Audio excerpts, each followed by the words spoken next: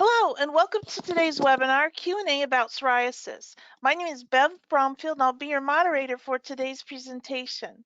Before we start, I'd like to go over a few items so you know how to participate in today's event. We've taken a screenshot of the attendee interface. You should see something that looks like this on your computer desktop in the upper right corner. You've joined this presentation using your computer's audio system by default. This means if you hear music through your computer, you should be able to hear the presentation. If you prefer to join over the telephone, select Use Telephone in the audio pane and the dial-in information will be displayed.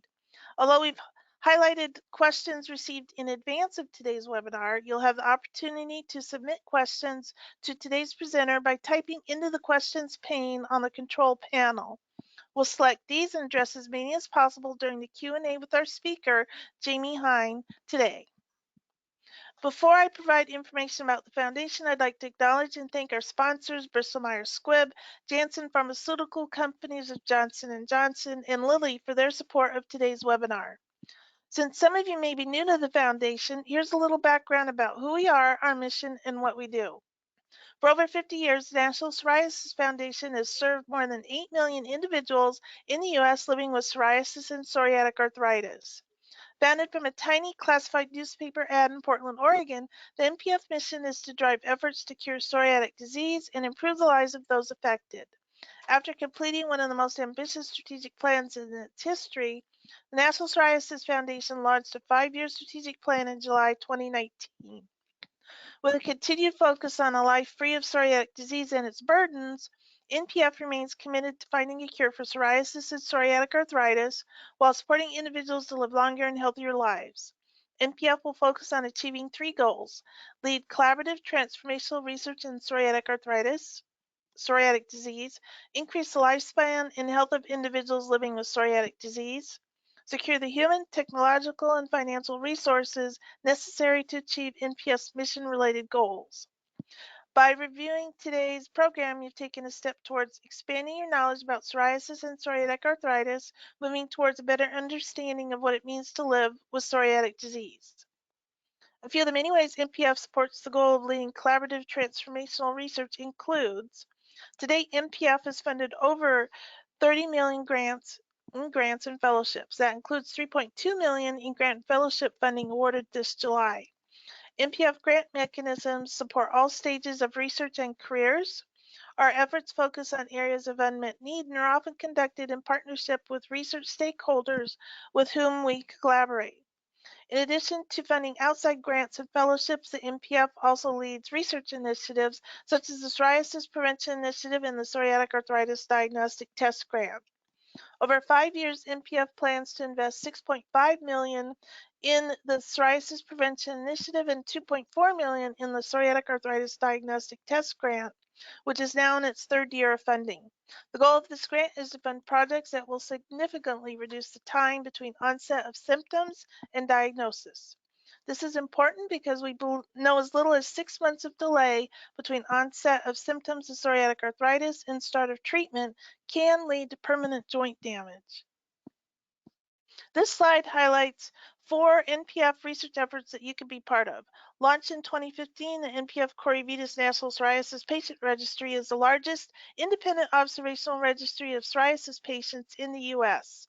This registry collects and studies patient health information, allowing researchers to compare the safety and effectiveness of psoriasis treatments, better understand conditions that are related to psoriasis, and explore the history of the disease. There are currently more than 12,700 patients enrolled at more than 521 sites across the country. Your dermatologist may be enrolled as an NPF Chorioiditis National Psoriasis Patient Registry site. Not sure if they are? Ask. If they're not, encourage them to join. Citizen Scientist is a platform we use the patient answer survey questions, which you and researchers can analyze for trends and new insights. Citizen Scientist is being revitalized for greater community benefit. The LIGHT study is a real-world research study that compares the effectiveness of home versus office-based UVB phototherapy treatment of psoriasis. Entry criteria is simple. You must be age 12 or older, have plaque or guttate psoriasis, and be a candidate for office or home phototherapy. There's no washout of topical, oral, or biologic medications, and the study is designed to be easily incorporated into routine patient care. It's also unique because it includes equal representation of all skin phototypes. The NPF Annual Survey is a data collection effort the Foundation has conducted for 2 decades. This important research conducted each fall provides insight into the lived experience of individuals with psoriasis, including quality of life and unmet needs. If you're contacted about this annual survey, please participate by sharing your experiences with us. To achieve the Foundation's goals as mentioned, please support our mission through donations or by participating in virtual or live Team NPF events such as Stamp Out Psoriasis, Walk or Cycle events. You can learn more at psoriasis.org donate or teamnpf.org. On behalf of the National Psoriasis Foundation, thank you for attending today's webinar and for submitting questions in advance. Associated with psoriasis. We received a lot of great questions for today's webinar, which is truly for you since your questions form the basis of what nurse practitioner Jayme Heim will discuss today. Today's questions will be broken out by categories, which Jayme will mention shortly. If submitting questions today, please know we'll try to answer as many questions as possible in the time allowed. Now I'd like to introduce you to our speaker, Jayme Heim. Jayme is a board-certified family nurse practitioner with West Michigan Dermatology Associates at Grandville, Michigan, where she specializes in treating patients of all ages with psoriasis, psoriatic arthritis, eczema, and other skin-related diseases. Additionally, she is an associate adjunct professor for Michigan State University and Grand Valley State University, where she enjoys mentoring and educating upcoming nurse practitioners and physician assistants, as well as serving as a preceptor for several universities. Jayme is a member of the National Psoriasis Foundation, the National Eczema Association, American Academy of Nurse Practitioners, Michigan Council of Nurse Practitioners, and Dermatology Education Foundation. It's my pleasure to welcome Jayme Heim, who will present today's Q&A about psoriasis webinar. Please welcome Jayme. Oops. Ooh. Oh.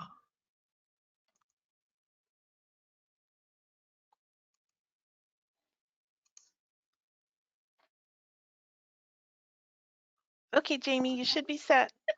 Okay, I'm just waiting for it to go ahead and give me controls. I don't have anything on my end to look at here.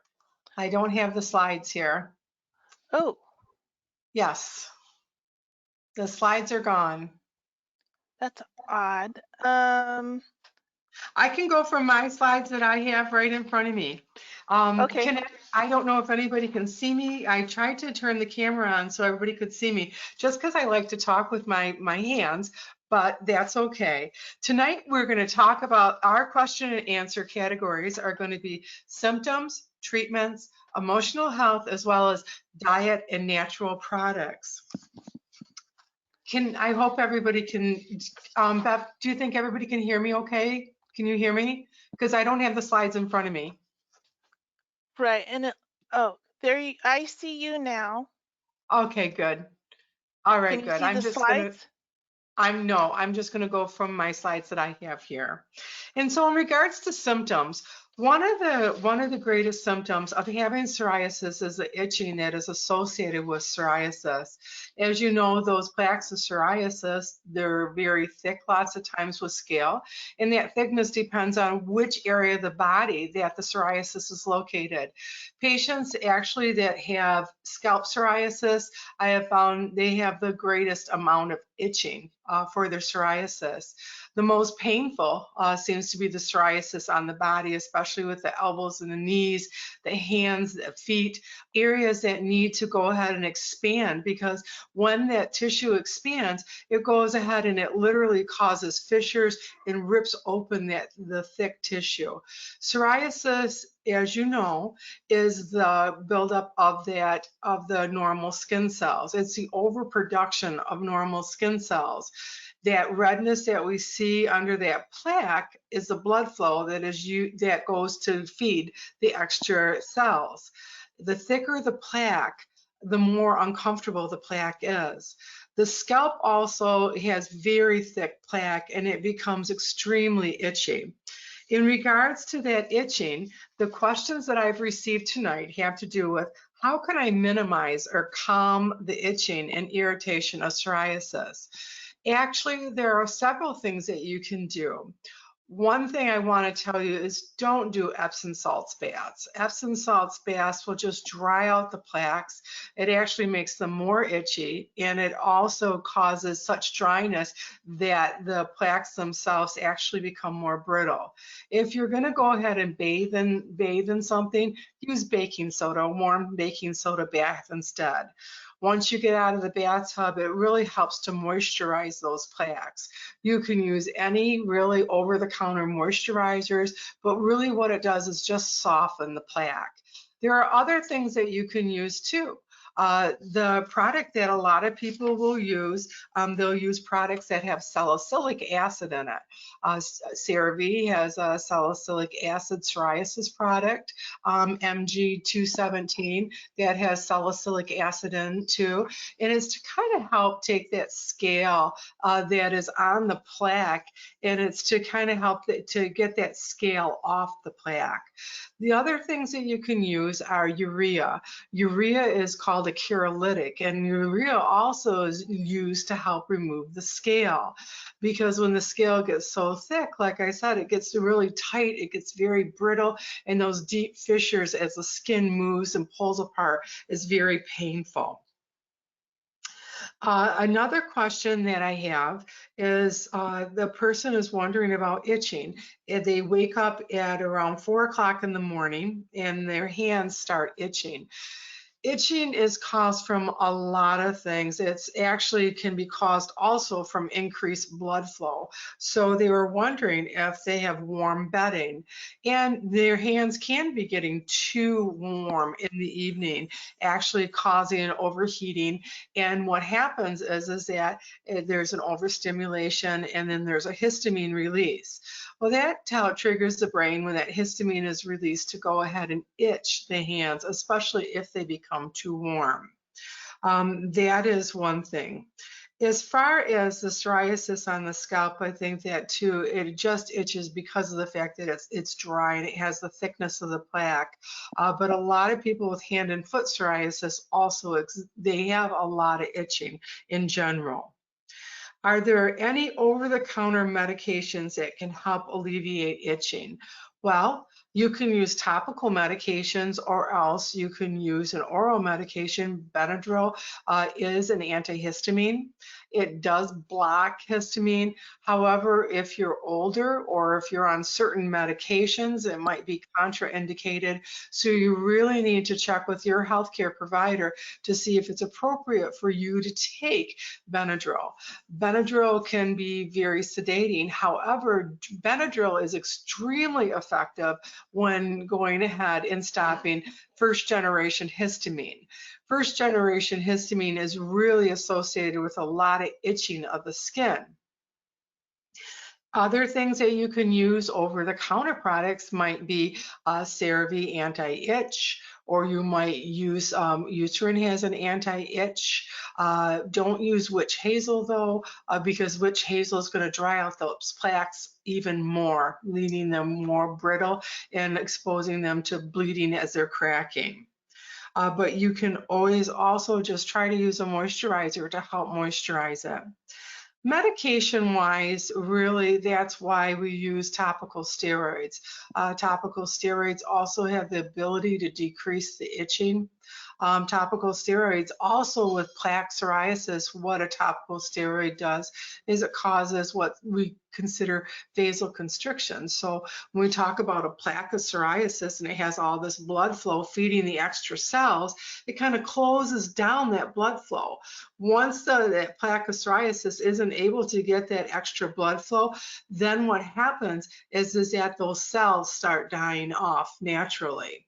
So when we use a topical steroid, not only does it help to thin that plaque so it's not so thick, and then we have more pliable skin, but it also helps with the itching itself. The next question I have in relationship to symptoms is triggers. The question is, why does injured skin develop psoriasis? Well, Injured skin develops psoriasis because it's known as the Koebner phenomenon. What happened is Koebner. Years ago, there was a German professor, and his last name was Koebner, and he saw that patients with psoriasis, that when they became injured, the area that they were injured in, lots of times would form plaques. I see this in clinical practice, especially for patients that come in and they receive tattoos, because lots of times that little needle goes in there multiple times, and that can be a trigger because the body then needs to heal afterwards. And the body, instead of healing at that slower cellular rate of 21 days, all of a sudden it activates the psoriasis. And the psoriasis then is an overcompensator, and it wants to go ahead and heal the body. So it starts activating it at a faster rate. And so it starts developing all those extra cells. A lot of people that never even knew that they have psoriasis will experience the Koebner phenomenon. And once they experience the Koebner phenomenon, they all of a sudden start with the onset of psoriasis. I had mentioned tattooing. I had a gentleman too who worked on a line. He was on a line that was a manufacturing line. In his knees, there was a bar right in front of his knees. And during the day, he would lean back and forth against this bar. The repetitive motion of the bar on his knees actually signaled the body as an injury. The body then went ahead and activated its response by protecting the body by developing the plaque to go ahead and protect the body. A lot of people too, when they have surgery, will go ahead and have surgery, and after they have surgery, all of a sudden they develop a plaque on top of their skin. It is the same principle. Psoriasis is not taking your immune system and decreasing your immune system. Psoriasis is over-inflammatory. It's an overpopulation of normal skin cells on the body. So when we talk about it being an immune disease, this is a normal immune system. With psoriasis, your immune system is way up here. It's overproducing all the time. And when your body is injured, it is going to protect you. That is what our body does. If you have the gene for psoriasis, it can activate and trigger that gene and start causing a plaque of psoriasis to build on the body.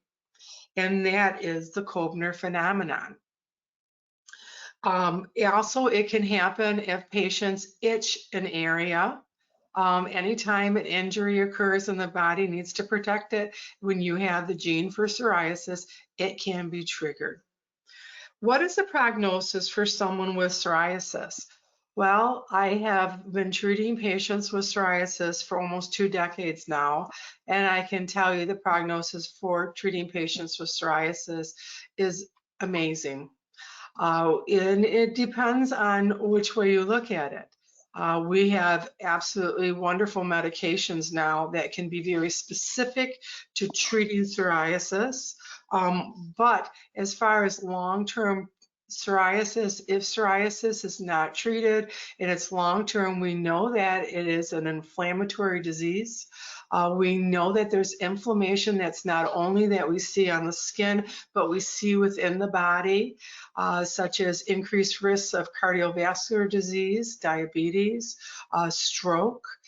So patients on average with moderate to severe psoriasis, then their psoriasis is not controlled, they actually can have a decrease of lifespan by 5 years.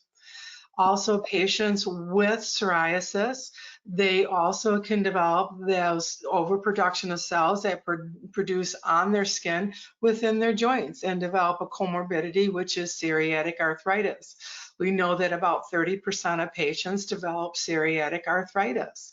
And if not treated, it can be disabling. So in regards to medications, yes, the prognosis is very good. Can it help also help with the lifespan and not develop psoriatic arthritis? Yes, it can. In regards to stop, is there a way to stop the spread of psoriasis? That's my next question. Well, one of the ways that is psoriasis itself, the immune system is overactivated, like I talked about. But what happens sometimes is for those plaques of psoriasis, patients want to remove those plaques of psoriasis, or they feel that the scale that is developed on those plaques of psoriasis should be removed. That is that is activating the Koebner phenomenon. And patients, when I explain that to them, they say to me, "Oh my gosh, you mean I'm not doing the right thing by removing the scale?" And I tell them, no.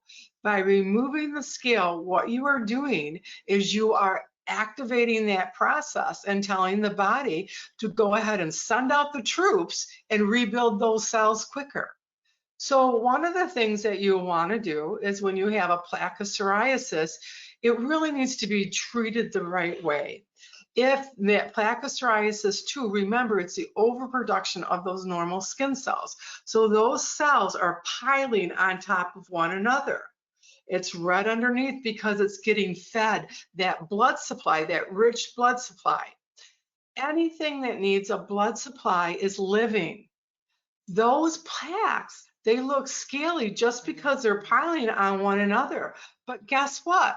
They're all living cells. So if you take those living cells and you pick them off, or if you use a washcloth, or if you use a loofah, or if you use anything to scrub those plaques really hard, guess what happens? You may help to take the scale off the top of it, but the bottom of that plaque gets thicker and thicker. Why? That's called induration. And it has an elevation, the plaque has an elevation anyway, but it will be smooth on top, but you have this big red or pink area and it's going to be thickened. That adds to the growth of psoriasis plaques that can start out small and get very bigger. The other thing is that just by the very nature of plaque psoriasis, when not being treated, it can continue to go ahead and get larger and go to other areas of the body. There is nothing you can do to stop that from happening. This is an internal process and not an external process. I'm also going to talk about the next question is there a definitive test to indicate psoriatic arthritis? No, there is not. If somebody tells you that there is a definitive test to find out whether you have psoriatic arthritis and they're going to draw some blood, then they're not telling you the truth. We do not have a blood test that goes ahead and tells us whether we have psoriatic arthritis. What happens is they may draw blood to rule out rheumatoid arthritis. They may draw a CCP, they may draw an ESR, they may draw other levels to look at inflammation in that. But guess what? There is not a definitive blood test to tell you whether or not you have psoriatic arthritis. When I talk to patients about psoriatic arthritis, it is an evaluation of really exam. How long have you had psoriasis? Do you have a family history of psoriasis? There are a few tools we use, and one of them is the PEST score. And so we ask patients about that. Have you ever had a swollen finger or a swollen toe without an injury? And tell me about it. How long did it last? We look also that at patients, how long they've had their psoriasis. And we know that patients that have had uncontrolled psoriasis for 10 years or more, lots of times they have an increased risk of having psoriatic arthritis. Patients, lots of times that have nail psoriasis, the pitting or the lifting of the nails, they have an increased risk. Or patients also too that have scalp psoriasis, there's more of a correlation with the development of psoriatic arthritis. But do we have a specific blood test? No, we do not. So that is very important. So if somebody tells you that we're going to get your blood drawn to tell whether you have psoriatic arthritis, no, they may be ruling out something else, but they're not drawing a specific test that indicates psoriatic arthritis. Another question I have is, can you please talk about the signs and symptoms of inverse psoriasis for males and prevention treatment?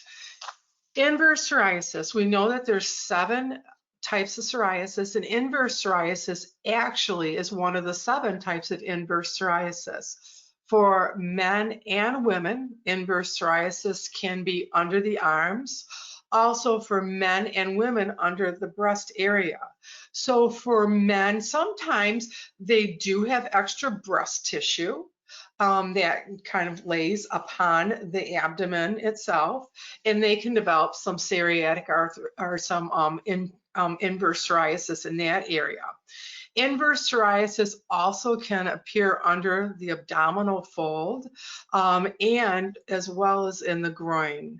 So in regards to males, it can be on the penis. It can be also on the tip of the penis as well as the scrotum itself.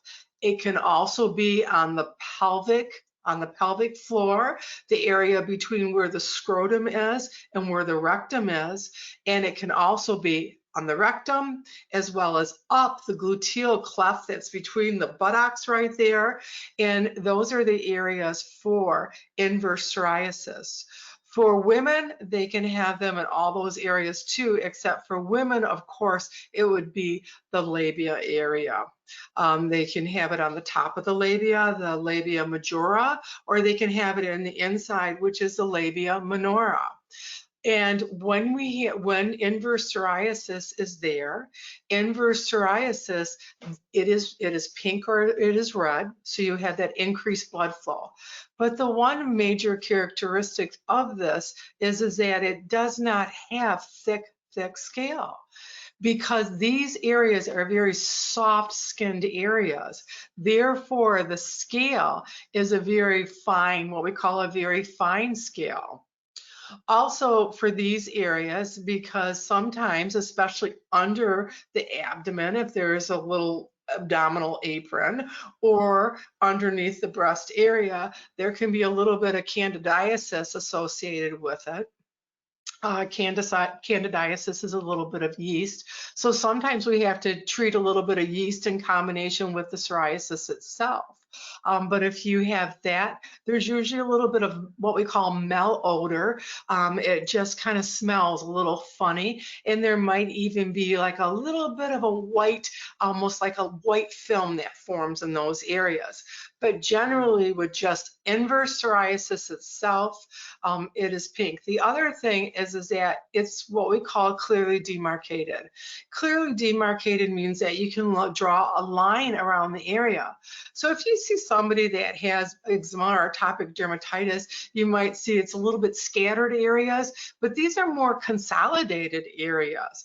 And you'll notice that in psoriasis in general, that you can kind of draw a line around that area of redness. So that is also present. When it's between the gluteal cleft, between the buttocks right there, it itches quite a bit. And so lots of times I'll have patients come in and they'll say, you know, I have this between my buttock, and usually there'll be actually excoriations or little scabs there or open areas because there's a lot of itching that takes place right there, and that skin becomes very thickened. Also, a lot of people are very concerned when they're not quite sure if they have inverse psoriasis, especially in the genital area, because the genital area too, you know, it's associated with our sexuality. And the genital area, people sometimes wonder, do I have a sexually transmitted disease? Nope, it's not sexually transmitted disease, and it has to do with that overgrowth of cells and the psoriasis itself. Can somebody else get the psoriasis if I have sexual intercourse with them or sexual contact with them? No, they cannot. It is not contagious whatsoever. It can, however, for males and females that have psoriasis on the genital area during regular sexual relationships, it can be uncomfortable. It can be uncomfortable physically, as well as, you know, if you're, you know, maybe you also, you know, emotionally, it can be uncomfortable. So genital psoriasis too, in general, is just a very uncomfortable area to have psoriasis. There are treatments also available for genital psoriasis. There is actually one medication that we have that is FDA approved. It's a biologic therapy for genital psoriasis itself. Topical therapy is very limited because of the fact that under the arms, breast area, under the abdomen, and the genital area, these are soft-skinned areas. So we do not want a higher potency steroid medication. We have to use lower potency medicines. And actually, this area is called a hard to treat area. Moving on to treatments itself. Treatments. The first question that we had for tonight was regarding scalp psoriasis. It says, what is best for scalp psoriasis? And is there any way to get the flare-ups under control? Will scalp psoriasis ever go away? I have had lots of times patients that have had scalp psoriasis, usually when they were teenagers, and then it went away. But then in either their third or their fourth decade of life, all of a sudden they have psoriasis and it's back on their scalp as well as other parts of their body. So yes, there is a chance that psoriasis can go away. However, when it starts later in life, it's not usual that psoriasis just goes away. I'm not saying that it can't happen. I have seen it happen, but it's been very rare. Usually when psoriasis starts later in life, it's something that is just more of a chronic disease and it requires treatment. Sometimes too, when patients are treated for their psoriasis with medications, whether it is a systemic medication, an oral systemic, or an injectable systemic medication, sometimes it goes away and doesn't come back, but once they start therapy, they might have psoriasis on another area of their body, or their psoriasis just comes back again because it's only a treatment. So what's the best treatment for scalp psoriasis? Really, if you were to ask me what is the best prescribed topical steroid for scalp psoriasis, we have a couple of them. We have Dermasmooth FS oil. So if you have a really thick psoriasis, a cap-like psoriasis on the scalp, because psoriasis can be mild, it can be moderate, or it can be severe. Scalp psoriasis can also cause a great deal of hair loss because I always say it's like having cement. It's like trying to push a daisy through cement when you have really severe scalp psoriasis. And that's really what it's like. It doesn't destroy the hair follicle that's underneath the scalp. However, it doesn't allow for that hair to go ahead, and that hair follicle, once it starts growing that hair underneath, it doesn't allow it to go ahead and come through. Then you have the hair loss because you grow hair, you lose hair, you grow hair all the time. Well, if you're not able to regenerate new hair, the old hair that you have is going to go ahead and it's going to go through its cycle and come off, but you can't regenerate that hair. So you have to get that plaque off from the scalp in order for that hair to be able to grow through the scalp again. In order to do that, Dermasmooth FS oil helps to remove that plaque. It's a messy product to use. You have to keep it on your scalp for 4 to 6 hours, and you have to wear a shower cap. The next day, when you go ahead and rinse it off, you have to usually use something like a little Dawn dish soap because it's an oil. It's an FS oil. There is also a product that you can get on Amazon, and it just has a bunch of oils mixed together. However, there is no steroid in it, so there's no way for that vasoconstriction to take place. And actually, once that is lifted off there, it doesn't have that additional property, that medication property, to help with the plaque growing fast again. But you can use an oil. A lot of people will use olive oil in that, but it really doesn't help that much. And most of all, the Koebner phenomenon that happens with the scalp is horrible. You can't just go ahead and pick those plaques off from your scalp, and you can't go ahead and use a comb or a brush and brush them out. I have a lot of patients that come and they have what's called the Auspitz sign, and they'll have just giant bloody divots out of their scalp because they're taking and pulling the plaque off, or they're taking a comb or a brush and just digging those plaques out, and they think that that helps, but then guess what? The psoriasis on their scalp is getting worse and worse. Why? Because it's causing harm to the body, and the body is doing what it needs to do and overproducing those cells again. So don't do that. The best way to treat, to really treat a scalp psoriasis, which is a hard to treat area, is usually by the use of a systemic medication. If you have a mild psoriasis, you can absolutely treat it with a topical steroid medication as needed. You treat it for a little while, you get down the flare, you stop using it, and then retreat it again. Or else you can use a little bit of pulse therapy, treat it for a couple weeks, get it under control, and then maybe use it once a week just to help. The itching itself is terrible, so lots of times you can use something like a tar shampoo, but the tar shampoos, lots of people find them very offensive, the smell of them, and we don't really know why tar works or how it works because we haven't been able to identify everything within tar. You could even use the Neutrogena T-cell, which has a salicylic acid in it to help kind of take off some of the scale and bring you a little bit of itch relief. A lot of people will use Salsam Blue.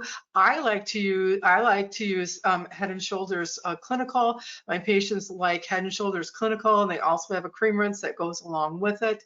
The one caveat for any of these medications is that you have to put them on. You have to let them sit on the scalp and then rinse them off after at least 5 to 10 minutes. And sometimes that's a long time to wait.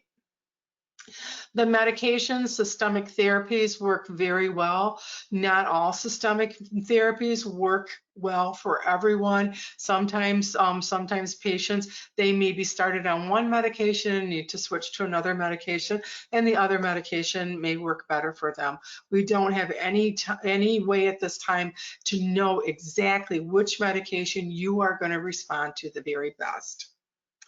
And the next question is, I've had psoriatic arthritis for years with stage 4 metastatic breast cancer, which is now in remission.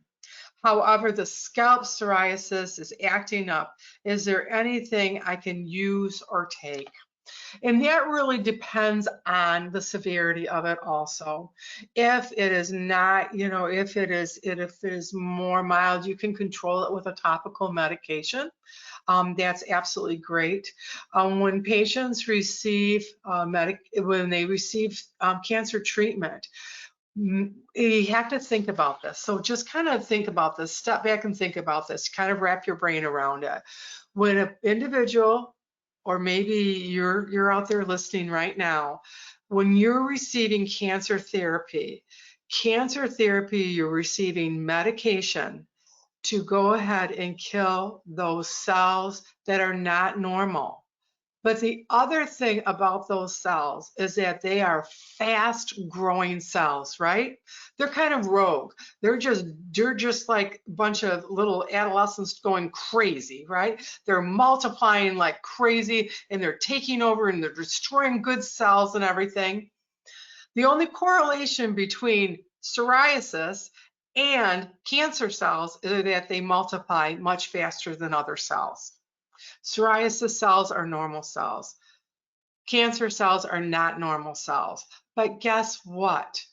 That overpopulation of cells, when you are on therapy for chemotherapy that's controlling your cancer cells, are also controlling the overpopulation of the normal cells. So patients, when they are receiving chemotherapy, how is their psoriasis? Their psoriasis is under great control. Because why? There's no overproduction of cells taking place. And that is why that happens. In regards to systemic therapies, there are also systemic therapies, and like I said, I've almost been treating patients for 2 decades. When I have patients come to me and they have moderate to severe psoriasis and they need treatment, the first thing I do is I talk to them and tell them, I need to know who your oncologist is, or I need to know who your kidney doctor is. I need to know who your liver doctor is, because these are the therapies that usually are prescribed for patients with moderate to severe psoriasis with your type of condition or your past medical history. However, I need to reach out to your specialist to find out if they are in agreement with this plan of care. And I found that what happens is that usually, because I've been doing this so long, the one thing is the methotrexate that's used also in high doses for cancer treatment is also used in very low doses for psoriasis, and for patients with certain types of cancer treatments, we do use it for very low doses. Systemic treatment, also the use of interleukin 23 medications. Usually the oncologist, as well as nephrologists and gastroenterologists, don't have a problem with that medication. So I hope that answered your question. The next question that I have is that do you have any recommendations on how to deal with psoriasis on the face and the neck? It's very difficult. I've had patients that have had psoriasis on their face, especially in their neck area, that literally they can't work because people are constantly looking at their face. I had a gentleman that actually, he worked in a sales position. He said, I'm trying to explain something to a person that comes up to me and asks me a question, and all I can see is them analyzing my psoriasis on my face and my neck. So he actually, for a while before he came to see me, went to a web-based job where people didn't have to look at him. Because here, this individual had a lot to say and he wanted to perform his job, but the people weren't listening to him because they were evaluating his psoriasis. And he always found himself saying, yes, I have psoriasis, and explaining to them what psoriasis was, but it didn't stop them from continually questioning and looking at the psoriasis on his face. So psoriasis on the face is considered a hard to treat area too, only because of the fact that the psoriasis is on the face and we have a very limited treatment options. If you moisturize psoriasis, is it going to stop the psoriasis from continuing to be psoriasis? No. This is an internally triggered process. If you use the agents we talked about, like urea or salicylic acid, you're still going to have round red areas that are standing out on the face, or areas that become very thick on the eyelids or under the eyelids, other areas, or a bearded area for a man that has just full of scale. So really the face, and the only really topical steroid we have to use are non-fluorinated ones, being Desonide or 2.5% hydrocortisone, or else we can use a calcipotriene medication, which is a vitamin D derivative that helps to kind of slow down the growth of those cells. But if it's not able to do that and the psoriasis just has a lot of blood flow, it's moderate to severe, then once again, we're really looking at more of a systemic type of therapy. Because why? This is an internal process. This is what you see as the end result of what's happening inside. And inside there is a pro-inflammatory property. There is an overexpression of TNF alpha, interleukin 17, as well as interleukin 23. These chemicals are being overproduced. In patients that do not have psoriasis, these levels are extremely low. They're hardly measurable. With psoriasis, those levels are extremely high, and they are triggering the overproduction of those cells and the inflammation that takes place as a result of the overproduction of those cells. How do I know if my condition is worsening? Well, if you have psoriasis in your joints, you'll notice that your joints are becoming thicker. They'll become hot. They'll become like little sausage digits. Also, on the back of the heel, there's a process called enthesitis, and also you develop like a ball on the little back of the heel by the Achilles tendon. It's painful. It's hard to get up in the morning and start moving around, and your joints are painful. They're stiff. And if you're 30 years old and you have stiffness in your joints and you've had psoriasis for a long time, that should not be. You need to be seen. You need to be evaluated so it doesn't become debilitating. How do I know also if my conditioning is worsening?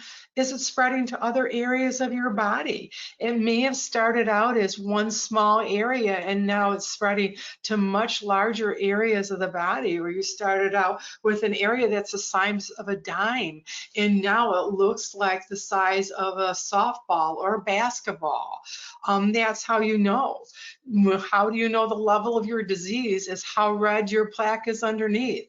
That's the level of blood flow. If your psoriasis plaques are very, very red and beefy red, guess what? That means that there's a lot of blood flow going to that area because there's a lot of overproduction of cells taking place. That's a very active disease process. For some people, they can also enter a state called erythrodermia, where their whole body is just involved, and they have a hard time holding the heat within their skin. One of those medications that's a culprit for that is prednisone. People think that prednisone is such a benign thing. Oh, we'll just give a little prednisone here.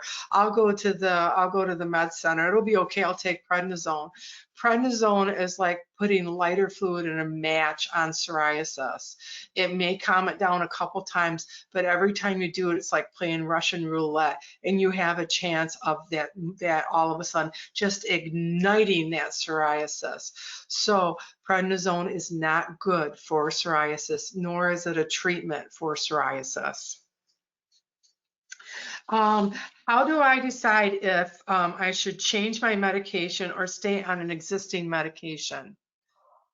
This is how you decide. If you are on a medication for psoriasis and it's a systemic medication and you have improved with your psoriasis quite a bit to the fact that you're almost clear or you just have a small amount of psoriasis. Psoriasis is measured by quick and easy by body surface area, and that is taking your palm, not my palm, and going ahead and fitting those plaques of psoriasis within that area. So in other words, if I have a large plaque on my knee, a large plaque on my shoulder, one on my abdomen, can I take those sizes and can I fit it between my plaque, or between one palm, or does it move on to another palm?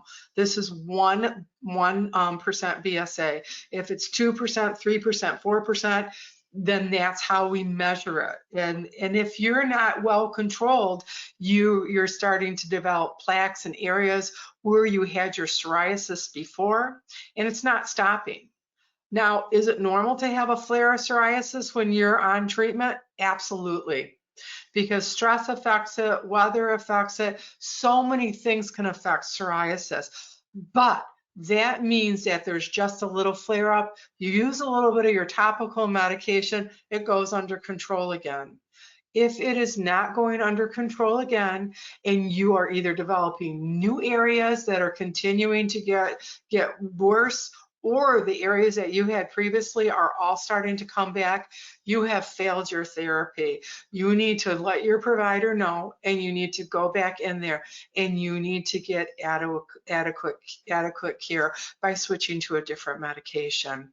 You don't stay on the same medication, and you don't also go off from that medication, try something else, and go back on the one you already failed, because it doesn't work that way. The next question I have is in regards to topicals and treatment. Yeah, oh gosh, this is exciting because I don't know if you know it, but we have several new treatments for psoriasis. So these are topical treatments. These are steroid-free treatments. So VTAMA VTAMA, which is Topinol. What it is it is a hydrocarbon. It's a hydrocarbon that is used for psoriasis. It's a once a day application. And what's really nice about this medication that my patients tell me over and over again, this is great because I don't have to have one medicine to use for my scalp and one medicine to use for my genitals and one medicine to use for my elbow. I can use this one medicine on any area of my body. The other thing that they tell me is that it's not greasy and it absorbs very nicely. And this medication also has what we call a remittive process. In other words, a lot of patients, when they use it for, it's actually for mild, moderate, and severe psoriasis. Once they've used it in different areas, what happens is if those areas clear, you use it for 3 more days after clearing. Then after that, some patients get a remittive effect. In other words, their psoriasis does not reappear for 3 to 6 months. However, I have to tell you, if somebody really has severe psoriasis, you probably are not putting VTAMA all over your body because it only comes in a 60-gram tube. And you know, when you have a tremendous amount of psoriasis, it takes a lot more medication in 1 week's time to cover that amount of body surface area. Another medication that is called Zorivi. Zorivi is another medication. This medication is a PDE4 inhibitor. This also is not a steroid medication. You've probably seen on TV a medication called Eucrisa. Eucrisa is used for atopic dermatitis and it is a PDE4 inhibitor also. Well, guess what? This medication is 4 times more potent than Eucrisa. It is not a steroid. And actually what it does is it works intracellular instead of extracellular. A lot of our medications, especially our systemic medications that are biologics, works outside the cell. This works inside the cell, and it works to control the release of the ATP in that inside the cell, slowing down that growth of psoriasis. This medication also, I've seen some very good response with this medication. As you know, the topical medications, they respond well, but what happens is that you use them until response and then you stop using them. Is there a remission? Yes, we talked about the type of remission, but it always comes back. Why? Because it is an internal process. This is something internal. So every time we treat something externally, it may kind of temporarily shut it off a little bit, but it's gonna come back again. That is psoriasis. It is mostly chronic in nature. And then, is there anything over the counter that you believe will help reduce my spots? This is kind of non-specific. If you're talking about psoriasis itself, not really. We've talked about those types of things. Now, I think what this person might be talking about is that when you're treated with medications for psoriasis, lots of times we've talked about the dynamics of psoriasis plaque. You have that blood that's going ahead and engorging or enriching that area to feed those extra skin cells. However, once that process, you're treating the psoriasis and that psoriasis is now in remission, right? It's being treated appropriately. You don't have psoriasis in that area. You have all this rich blood flow. And when that rich blood flow goes away, guess what? Sometimes there's a staining on the skin. So lots of people will have areas of hyperpigmentation, or what we call post-inflammatory hyperpigmentation. Why? Because there was inflammation due to all of that blood engorgement and the psoriasis plaque. And now that's not there. The skin is flat, it's smooth, there's no scale, there's no rise, but there is a pigmentation that remains. And what happens is that with plaques that have been there for an extremely long period of time, it takes a longer period of time for that discoloration to go away. Sometimes it never does. Some patients, if they have very dark colored skin, can have either hyperpigmentation or hypopigmentation, and that takes a very long time to go away. If you have psoriasis that's treated actively right away and it hasn't been there forever, that plaque hasn't been there forever, and that blood hasn't been filling that area forever, guess what? The hyperpigmentation doesn't last as long and it goes away quicker. So is there anything that you can use to help that?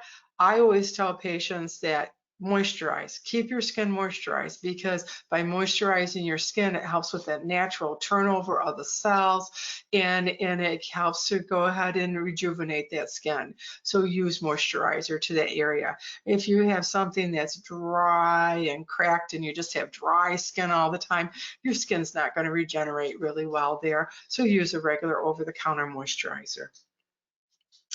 Light therapy. Light therapy.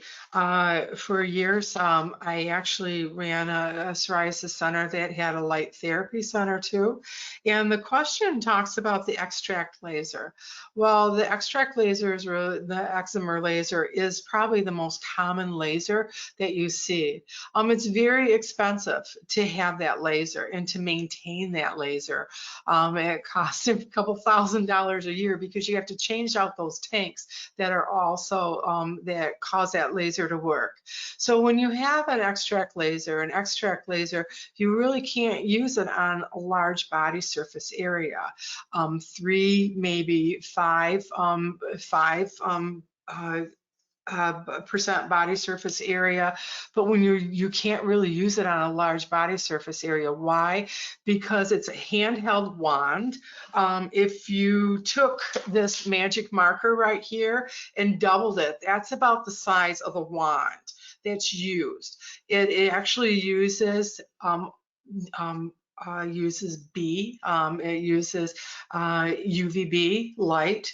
UVB light, when it's used on the skin like that with psoriasis, it causes apoptosis or death to those fast-growing cells. And so it's almost like a wand. And you would have to go ahead and you set it. And the person that is using it also will wear goggles to protect from the ultraviolet light, as well as the patient. And you can imagine, so if you have a plaque this size, you have to take this little area and you have to keep moving it. And it's set to go ahead, and it will make the sound go and it stops because you set it for a certain millijoules light. Stops, so you have to move to the next area. It stops, moves to the next area. So the larger that area is, you can imagine when you're only working with something like this, how long it's going to take to treat something like that all the way through. It is, and some insurances do not pay for it. It is extremely expensive to get laser type light. You cannot purchase it off the internet. You cannot get it off any infomercial. It has to be, especially that type of light, which those certain bands are, you can't get it anywhere else. Other people ask about phototherapy as narrowband light therapy. We used to use broadband, but we use narrowband because it's less carcinogenic to the skin.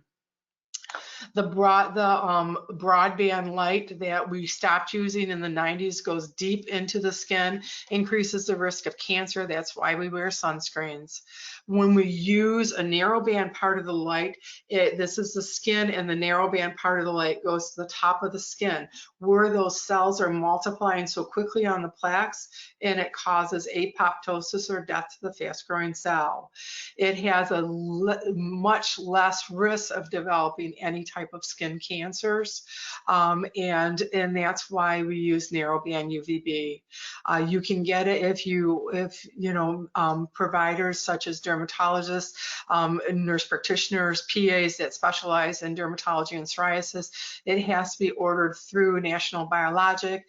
Some people have it as a durable medical equipment on their insurances, and they can get it through their insurance, but it has to be ordered through a professional. You cannot get it by ordering it also through the internet or on an infomercial. It does not work. And when you're using a tanning bed, you're also increasing your risk of cancer, because tanning beds only have UVA and UVB, and that's why we wear sunscreens. And right now, the rates of skin cancer in the United States are higher than they've ever been. Biologics. Let's see here. That's light therapy. Oh, and the one person asked, if the light therapy worked well for me, why does my doctor think I should take Cosentyx monthly?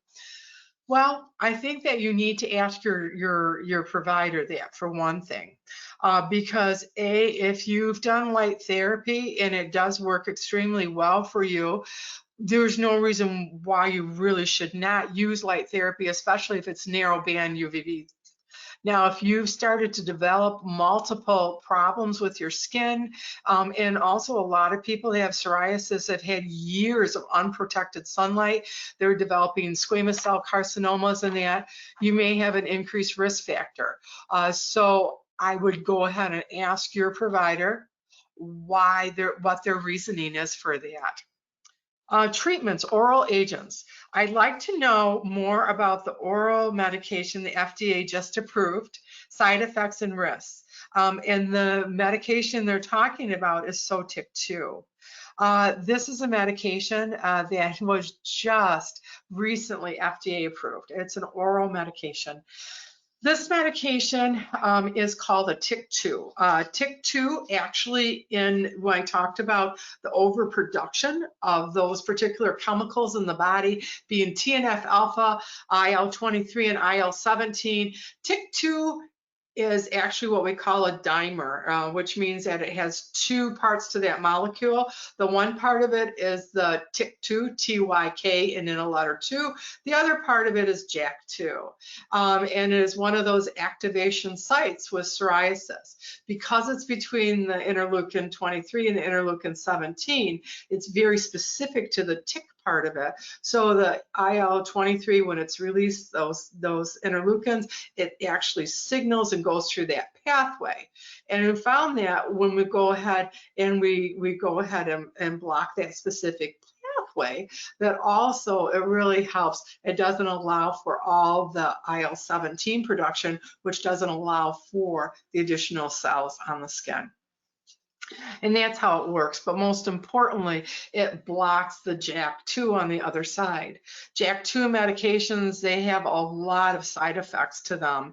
And we have to do a lot of extra monitoring with the JAK2 medications because JAK2 also, not only with its signaling with the pathway, affects a lot of other things in the body.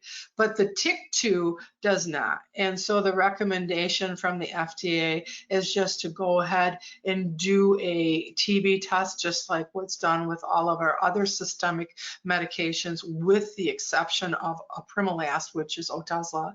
It doesn't require that, but they do require that for the TYK2. The one thing too is that with this medication, you know, a lot of times there are certain things that we have to monitor. So you want to make sure that you're going back and you're checking back with your dermatology provider to make sure that they're following up, making sure that your psoriasis is improving, that you tolerate your medication well.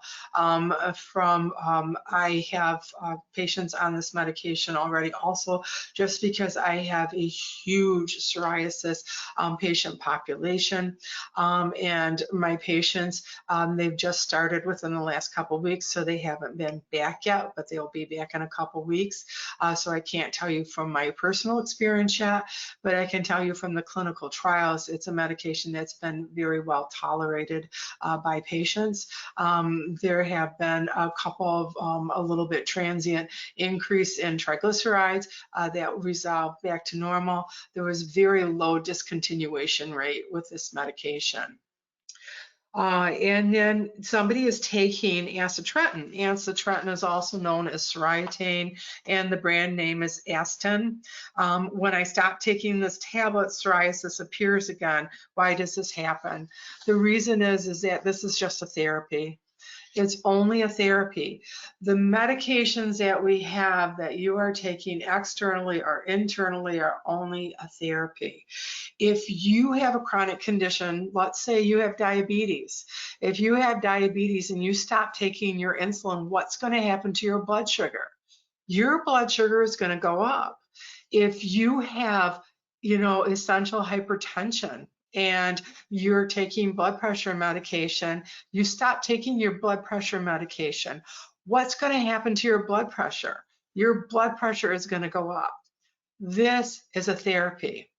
We cannot go in with psoriasis and turn off your gene. We can't do it. It's not possible. But we can go ahead and use therapeutic medications to help treat the disease, to help decrease your comorbidities, to help increase your quality of life. But we cannot cure psoriasis. We have no cure for psoriasis. And that's why Bev was saying too, the money that is donated towards the National Psoriasis Foundation, we have all seen the benefit from it over the years with all the development and also increasing the quality of life for patients with psoriasis. Is there an oral medication for psoriasis because I'm only using external as a remedy? Yes, there's actually a lot of oral medications for psoriasis. Methotrexate is an oral medication for psoriasis. However, it needs to be managed by a healthcare provider, and you need to be appropriate for that medication, and you need to have blood work done to monitor. It's a monitoring medication. There's also cyclosporin. There's also the medication that this other individual was on, acitretin. These also require going to be treated by a professional and to have monitoring. Apremilast, I had mentioned slightly before. Apremilast is a medication that is used orally too. That medication doesn't require monitoring as far as blood work, but you do need to be followed in the office. And then, there are also, like the medication we talked about, Sotip-2. That's also a medication that's an oral medication for psoriasis. In biologics, how does my doctor know what type of biologic is prescribed for a given patient? We don't know. We don't know. We know that there are certain things that, like if you have congestive heart failure or if you have a known history of a multiple sclerosis, we don't want to put you on a TNF medication. If you have a history of liver disease, if you have a history of kidney disease, we don't want to put you on methotrexate, an oral medication. But as far as biologic medication, you can be on several different medications, but that is really, it's making sure it's safe. Not every single medication is appropriate for a patient, but do we want to hit a home run? Absolutely, but there's no way of knowing. And is it safe to take a flu shot? Yes, it is. You can go ahead and you can take your flu shot. It's very safe to take a flu shot. Also, we had a patient that said, was my COVID, when I had COVID, was it a trigger for my psoriasis? And they had pustular psoriasis. It can be, because what happens is that when you have COVID, your immune system is reacting to protect you and it's over responding. And when it does that, it can trigger the psoriasis, and that's what can happen. There is actually in the National Institute of Health, there is actually an article, and they do have a case of pustular psoriasis that developed after COVID-19. Jayme, Yes. Okay, just a couple quick checks. We're over our time, so I just want to Yes. check and see if you wanted to continue. We have a couple clarification questions I wanted to ask. Good, good. Go ahead and ask them. Okay, this relates back to symptoms.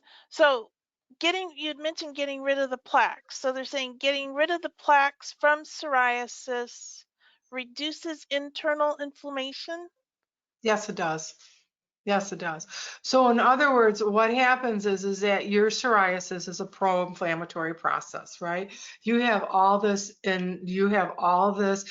inflammation that takes place inside the body because of all these cells being overproduced and outside the body. And so we know that patients that have psoriasis, they have increased risk of having more pro-inflammatory problems, like having increased risk of diabetes, increased risk of stroke, and increased risk of cardiovascular disease. I also see that patients also, lots of times, they can have increased risk of fatty liver disease. So even though they don't have alcohol consumption in that, they have non-alcoholic fatty liver disease because of all the inflammation that takes place in the body. They can actually have inflammation within the liver itself. So there are several processes that can take place because of psoriasis. Psoriasis is not necessarily what you see on the skin. It's what you don't see on the skin that we really worry about. Great point. And the other point of clarification, you spoke about the extract laser, Yes. and they had specifically asked about use of the extract laser on the scalp and the elbows. So I think what they're asking is how effective it is. Yes.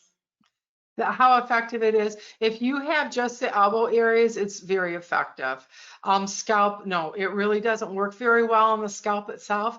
The scalp is a highly protected area because of all the hair that we have. However, if you have less hair in that area and you have a plaque of psoriasis, then you'll probably be more, you'll actually be able to get more benefit from it. Then yes, you may be able to get benefit from it.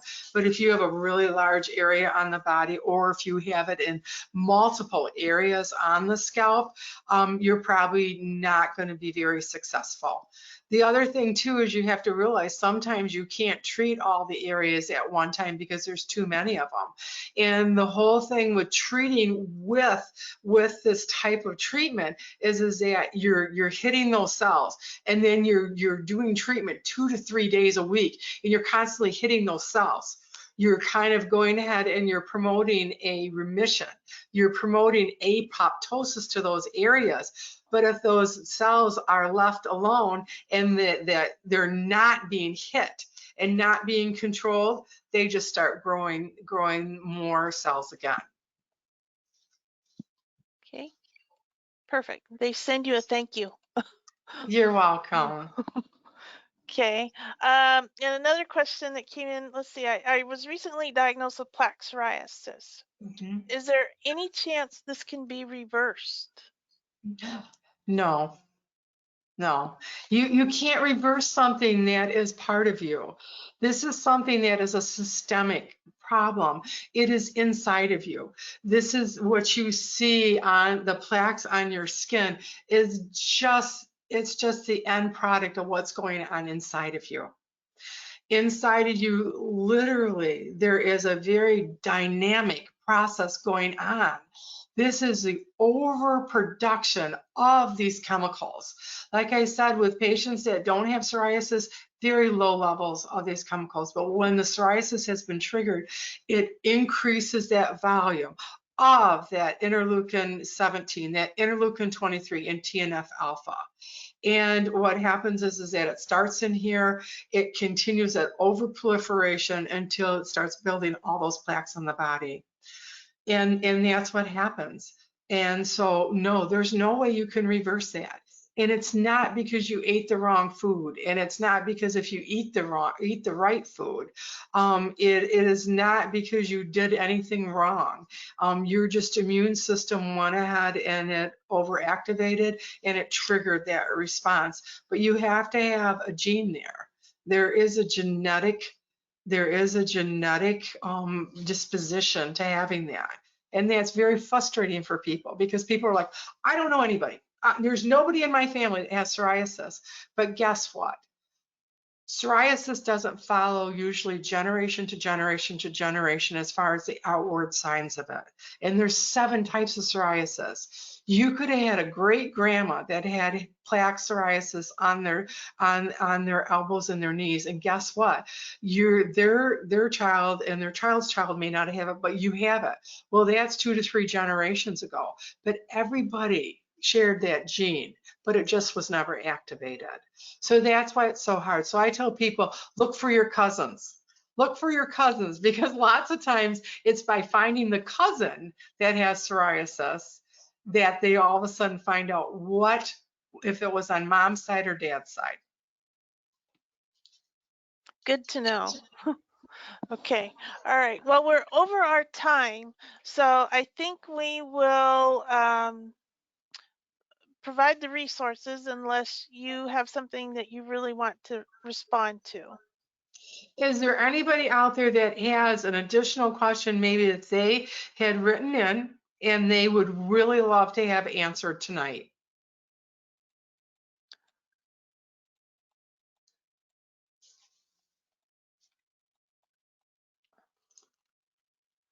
Okay. I have one about,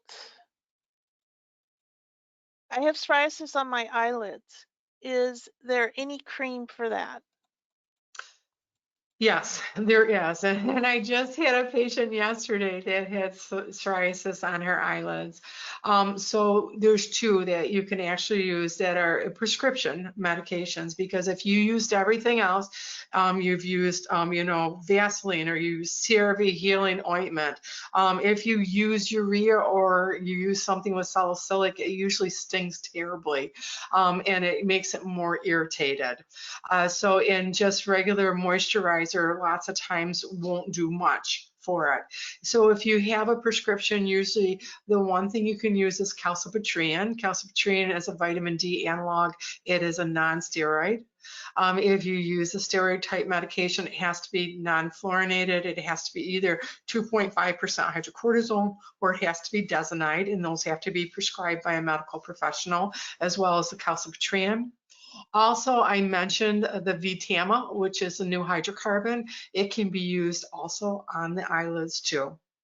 But as far as over the counter, there really isn't anything over the counter. It'll help with the dryness of it, but it won't take down the plaque and it won't take down the redness. And like I said, the urea and the salicylic really burn on the eyelids.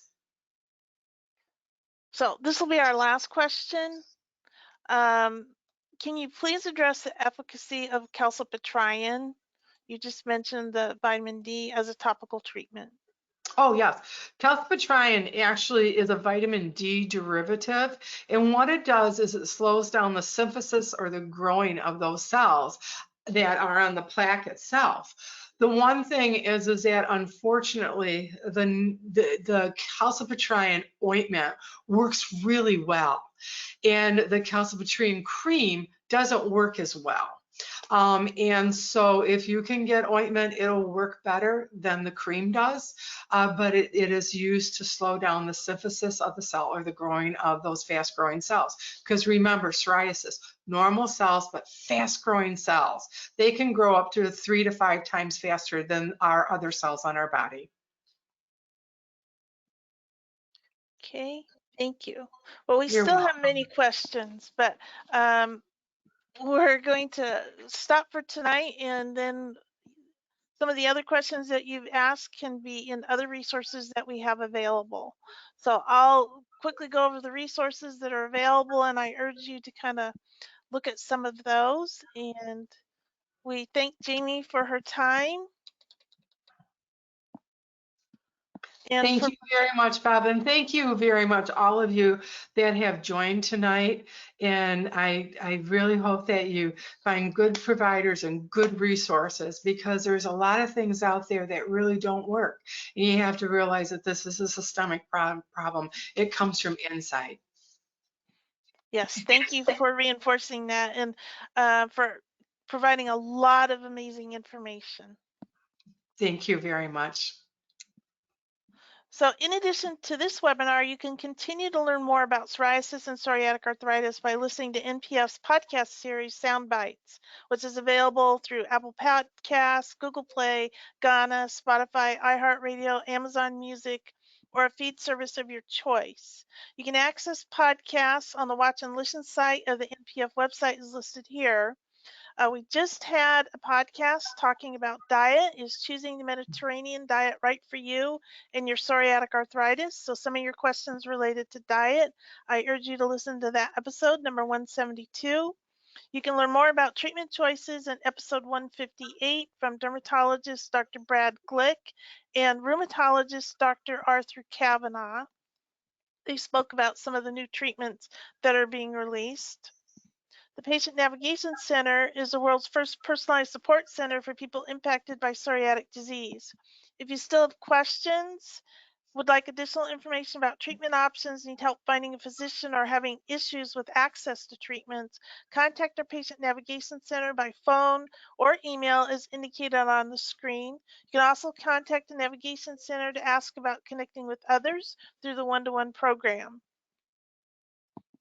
After today, you'll receive a survey. If you could please provide feedback about the presentation and comments and content, let us know what you think. We appreciate and value your comments. You can also catch this webinar and other presentations in our webinar archive at psoriasis.org/watch-and-listen. Finally, thank you to our sponsors, Bristol Myers Squibb, Janssen Pharmaceutical Companies, and Lilly for their support of today's webinar. This concludes our presentation for today. Thanks to all of you for joining us for this Q&A about psoriasis webinar.